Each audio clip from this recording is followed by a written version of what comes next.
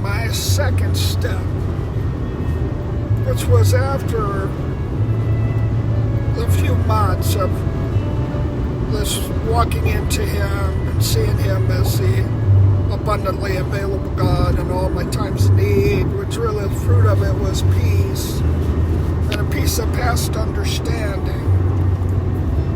And I just always would give you the counter, the journey, but also an example. And I was driving a route. This is my wonderful enlightening story, my WES, where God brings a wonderful enlightening experience where you know that you have encountered, and it's changed you.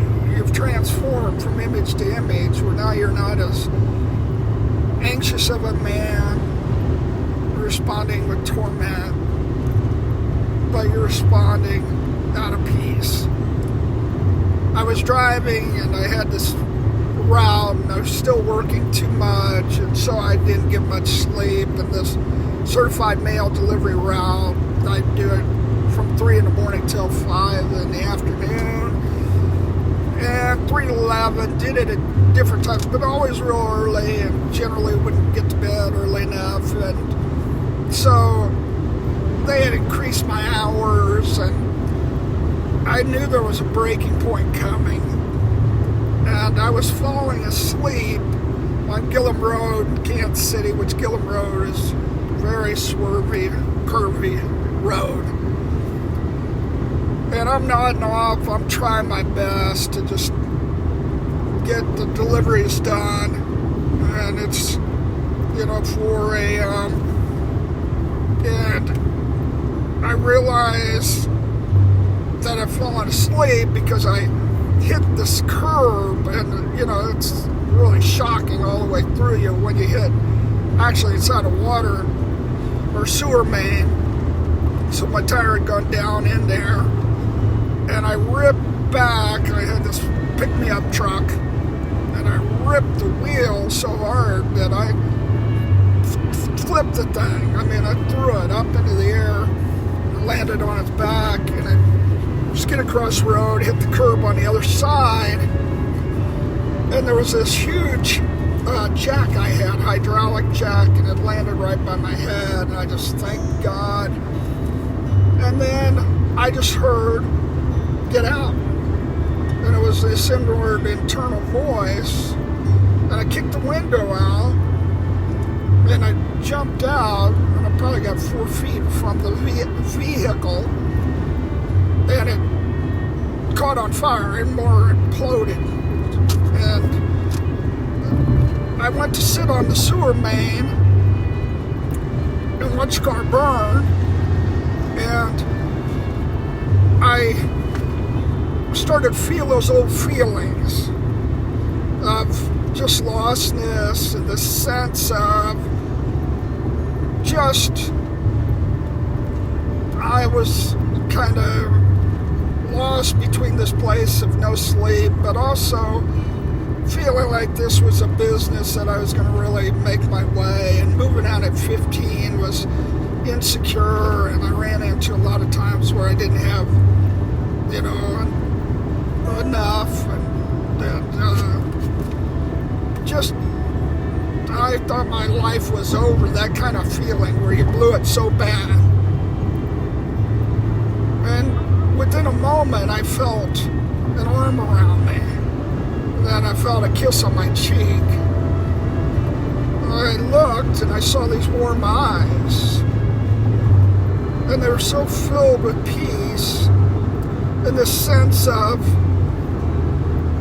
I have your future, and it's full of welfare and hope.